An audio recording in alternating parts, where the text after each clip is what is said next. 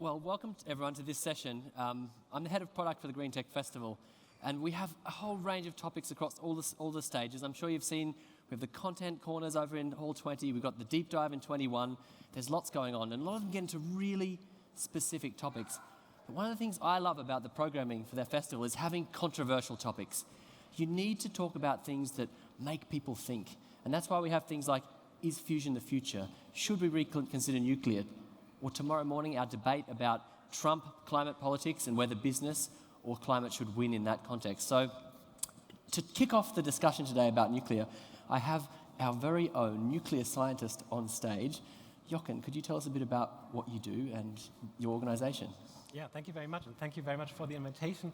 I'm a nuclear scientist and political scientist, and I'm working for the Federal Office for the Safety of Nuclear Waste Management, or short BASE. So you see that's the agency in Germany which is basically regulating everything regarding nuclear waste issues, so the leftovers from our nuclear age in Germany. Thank you very much. And look, I guess, we've come back into a point now we have a CDU, CSU-led government. And how many years ago was it now? 7 or so years ago, Merkel quit nuclear. And, I have to tell the audience maybe an interesting story here because the original title, which I wasn't allowed to put on the internet, was Merkel's Mistake, Should We Reconsider Nuclear? Now, the Merkel's mistake had to be cancelled, but in this room, amongst friends, we can say it out loud. Do you think it was a mistake? Well, of course, nuclear is a technology which has certain benefits and certain costs and certain risks. And of course, you can debate such technology. But at the end, I think the decision for phase out had two results. First, we get rid of a high risk technology in Germany. As you pointed out, the decision was made after the Fukushima disaster, and it was 14 years ago. And I think in public memory, it's often forgotten how big this disaster was. Japan is still ongoing and will have to go on for several decades for the decommissioning of these facilities. And I always like to point out that the former Prime Minister of Japan, which was Prime Minister to that time of Fukushima disaster, he said after the disaster that it was pure luck that the disaster had not led to the decision to evacuate a whole Tokyo area, which would have been the evacuation of 50 million people. So it was pure luck and weather conditions to that time. So these are the disasters we had faced, we had seen in the world, and which led to the discussion of nuclear phase-out. So, first point, it's safer now. We got rid of a high-risk technology. Second thing, there are no high-level radioactive waste is produced in Germany after 2023, after the last reactors had shut down. So there's not more of this high-risk material, this really, really risky material for several generations to come produced. And I think that's also a good thing from a scientific point of view. Fantastic. Now, I'm going to be the devil's advocate and challenge you on one point because, of course, as we heard this morning, we had Professor Rockstrom on stage, the opening keynote, talking about how we have very little time to turn this around. And if we look at energy markets, we're seeing that the requirement for baseload power is growing year on year. And particularly now, in the era of AI, we need stable baseload power. Is turning back to nuclear worth it in your opinion, or what is the trade-off? I mean, we have stable power that's almost carbon neutral. It's very alluring, you can say that much. Yeah, that's right. The promising thing about nuclear is that it has a very, very high energy density. Mm-hmm. So it's a very interesting technology from an electric industry point of view, of course. And it's not carbon neutral, but of course it's a low carbon technology when you look at it on the full circle. But at the end, I think there are 3 points you have to look at. The safety point, I said something to it, and perhaps we can discuss a few of these new developments from a safety point of view. The economic side, nuclear is a very complex technology, and at least in the Western Hemisphere, the project of new nuclear tends to be very expensive and very long-going. And third, you have this waste problem, and that's, of course, my picture about nuclear. And so maybe to unpack, you've mentioned a little bit already, but unpack some of these things. Some people say Fukushima 2.0 is impossible with the new technologies from SMEs and safety by design. Let's take that one. What would you say to that in 2 sentences? Yeah, okay. So also these new technologies, perhaps the small modular reactors, they are smaller, of course. But small does not mean that they are inherently safe or absolute safe. There is no absolute safety with this kind of technology because this high-level radioactivity is produced in every of these reactors. Mm-hmm. So yes, you can make them more safe, but there is no absolute safety. Perhaps. Thank you. That was you kept it to my 2 sentences. That's good. Let's talk about thorium reactors. A lot of people say they are the safe alternative. Can you debug that one or tell me your views on it? Yes, like many of these new reactor concepts, they are not really new. Many of these concepts go back way to the 1950s and 1960s. Also thorium reactors. The idea is not to use uranium as a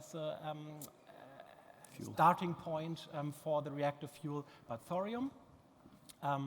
So you find thorium more than uranium in the world, so there are huge resources of it. So that was the idea to use that one for nuclear energy. But we have seen these kinds of reactors before. Even Germany had demonstration reactors for thorium. But from the safety sides and from economic sides, that was not a path the government and also the industry wanted to go further. So the ideas are not new.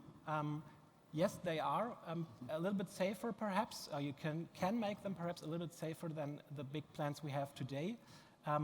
But if they are not absolutely safe, and if they are economically viable, that's a question. I think it's still open at the moment, because most of these reactor concepts are on paper. Yeah. Most of that, what you hear from international discussions of new nuclear, most of them are on paper.